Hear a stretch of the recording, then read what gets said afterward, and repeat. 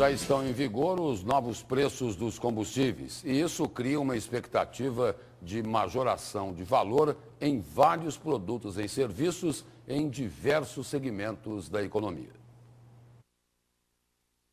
Uma semana após a Petrobras anunciar o aumento no preço dos combustíveis, em alguns postos os valores estão inalterados. Em outros, houve majoração principalmente dos aditivados. Nas refinarias, o reajuste foi de 3% no litro da gasolina e 5% no do óleo diesel.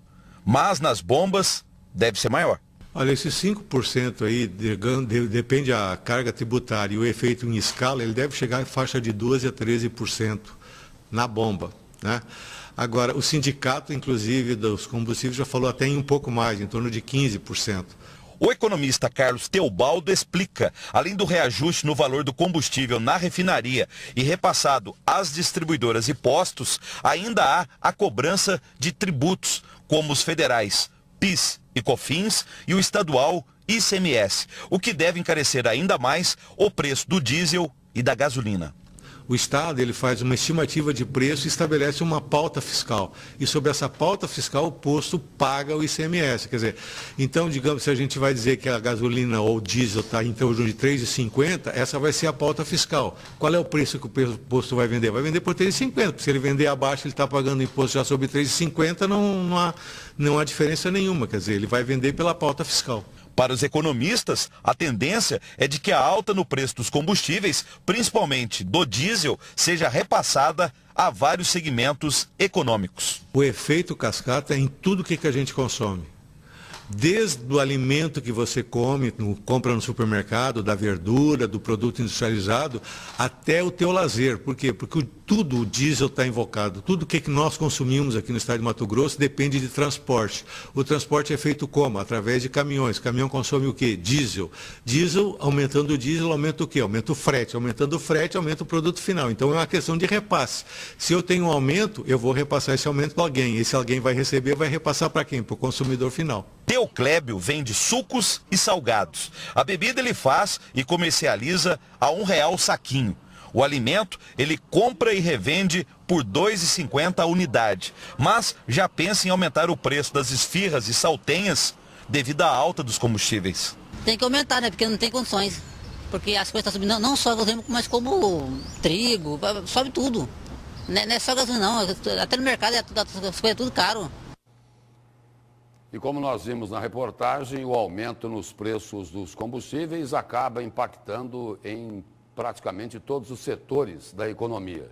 E será que o reajuste da gasolina acaba beneficiando os produtores de etanol, já que poderia existir uma tendência de se estimular o consumo do álcool? E é para falar sobre este e outros assuntos que está ao vivo aqui no Jornal do Meio-Dia, o diretor executivo do Sindalco, Jorge dos Santos. Boa tarde. Boa tarde, Lúcio. Boa tarde a todos. É uma honra estar aqui.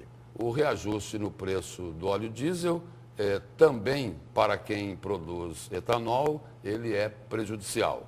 E aí, o aumento da gasolina, que foi relativamente pequeno, considerando a ótica dos produtores, também não ajuda a vender mais etanol. Para esse setor aí, não resolve o problema. Não resolve, muito pelo contrário. Essa é mais um voluntarismo do governo federal na inexistência de uma política pública para combustíveis e notadamente para os biocombustíveis, Lúcio, porque você aumenta a gasolina em 3 pontos percentuais que atinge uma pequena parcela da população que tem carro. Em contrapartida, você aumenta o diesel em 5 pontos percentuais, que atinge toda a população, como disse o nosso economista aqui, do qual eu só quero diferir numa coisa. A pauta dos combustíveis, qualquer que seja ele, é pesquisada quinzenalmente por todas as agências da Secretaria de Estado de Fazenda e o preço que é praticado na bomba é aquele que vai gerar o imposto. Então, a Fazenda não define preço. Ela pesquisa o mercado e estabelece a pauta em função da pesquisa de mercado. Então, o que nos incomoda é, primeiro, nós não temos uma política pública de longo prazo para biocombustíveis. Mato Grosso poderia ser o maior produtor brasileiro de biocombustíveis, porque tem área, porque tem tecnologia, porque tem sol, enfim. Nós produzimos hoje 1 bilhão de litros, que é o necessário para o consumo, não só de Mato Grosso, mas dos estados do norte que nós atendemos, Rondônia, Acre e Amazonas. Para levar para São Paulo, que é o grande distribuidor brasileiro, Paulínia, para ser exato, custa entre 18 e 22 centavos por um produto que custa R$ 1,40 na usina. Então veja que é absolutamente impraticável, tá, colocar a nossa produção em São Paulo ou em outros estados da federação. O senhor fala em custos aí. Agora uma informação, né, uma dúvida, né, que interessa, a informação sobre essa dúvida que interessa muito aos consumidores. Já aumentou a gasolina e o diesel. E o etanol, aumenta quando? Veja, a questão é que impacto esses 5 pontos percentuais do diesel terão no plantio e na colheita.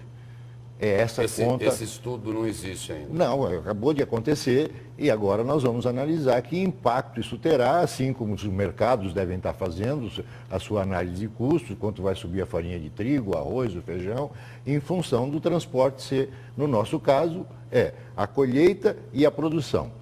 No segundo momento, é o transporte desse etanol da usina até a bomba de combustíveis que vai servir o consumidor. Então, de quanto será esse impacto é difícil prever, mas ele haverá e não há como não fazê-lo. Diretor, nós teremos aí um novo governo, tem um novo governo federal e um novo governo estadual. Qual a expectativa desse setor com relação a esses governos que assumem no ano que vem? Vamos começar aqui por Mato Grosso. Qual é a principal reivindicação dos produtores de etanol? Veja, nós temos uma política tributária que vigora há 8 anos e que transformou o etanol de Mato Grosso, vis-à-vis a gasolina, no etanol mais barato do Brasil.